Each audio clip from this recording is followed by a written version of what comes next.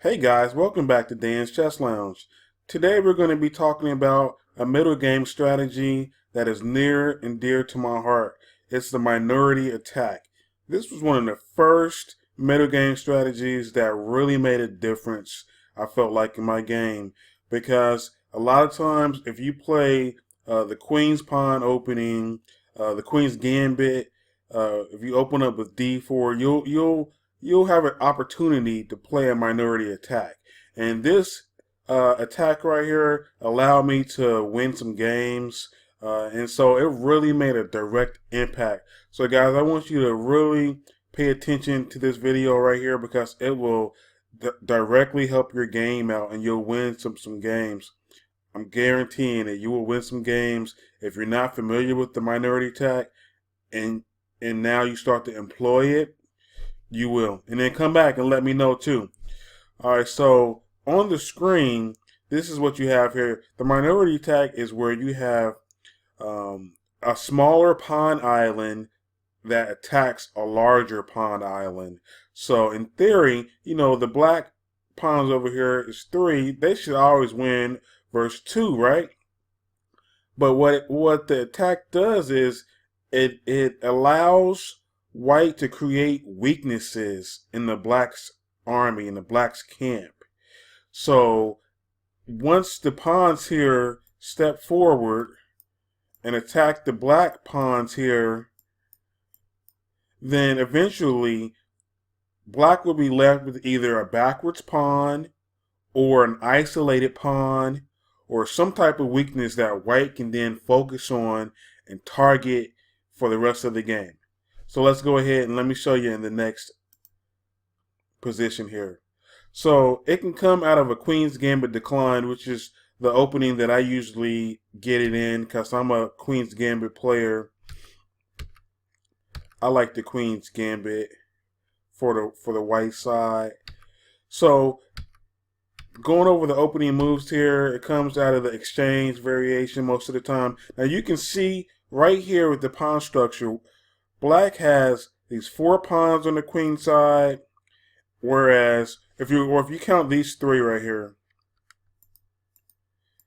black has these 3, and then white has these 2 here, and that's going to be the main focal point. Let's go ahead and play a few more moves here and get to the position at hand. C6, that's a critical point to note right there, C6, because that's going to be like our hook. We're gonna like attack that point right there with our B pawn. But let's go forward here until we can get to the desired position in the game. I wanted to show you guys the game from the very beginning. That way you can see exactly how you can get there instead of just starting right here at this position here. I want you guys to see exactly how you can get there from the beginning.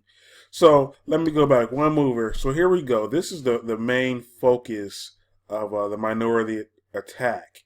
Now white has the 2 pawns on A and B, and they're going to march forward here, and they're going to attack black's pawns. So the first step is you can't just play B4 right away because the bishop there on E7 is covering that square, right? So the first move is rook B1, right?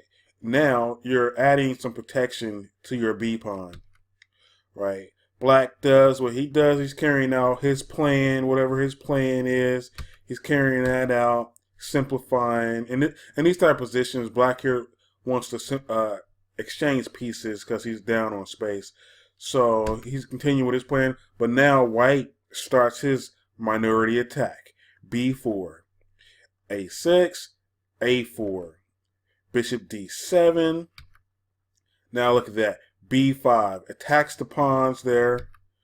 Takes. Knight G6. Pawn takes. And at the end of the attack here, you can see the destruction that has taken place here. Even though it's just been even trades, look at black's position now. Black is left with a backwards pawn, a backwards C pawn here, that's going to be a major target for the rest of the game, especially after this rook here on F swings over. and then attacks the pawn there, it's going to be a major issue there. And then also, if you look at the position, you have this, you have the C5 square. That's going to be a great square for maybe a knight to be outposted right there. That's going to be a good square to use. And then look at the open file that we have now. Now white has the open B file there. So basically what you have is you've created static weaknesses in black's camp for the rest of the game. So now you have a clear strategy. You have a clear idea of what to do. And then if you look at black's position, black's plan, he has to do some type of minority attack himself. He needs to actually play F5 and F4 and try to create a weakness here on the E3 square, or else he can try to just play with his pieces and try to checkmate over there. But that's a whole nother story for a whole nother day. The minority attack works brilliantly in this position here.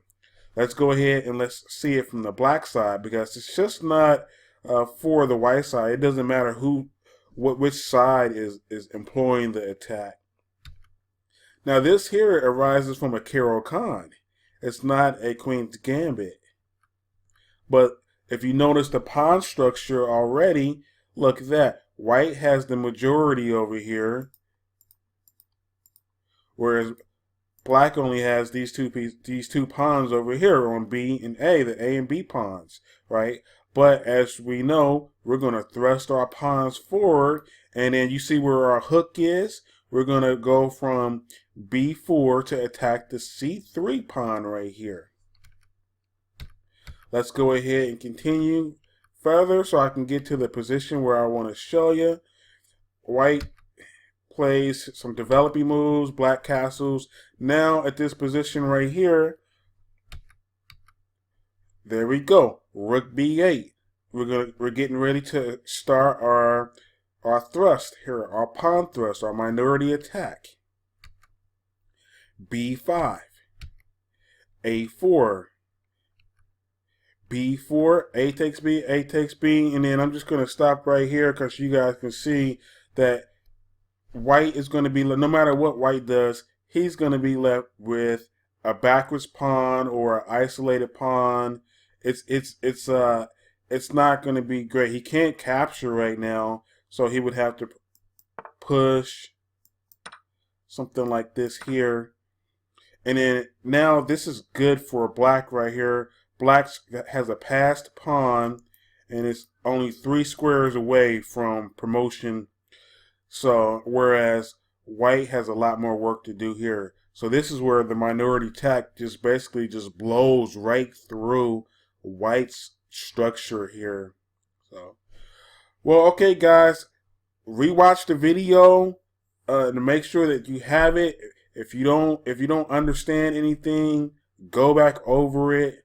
I encourage you guys to start employing the minority attack. It will do wonders for you. It's not an end-all be-all, of course. Nothing in chess is that way.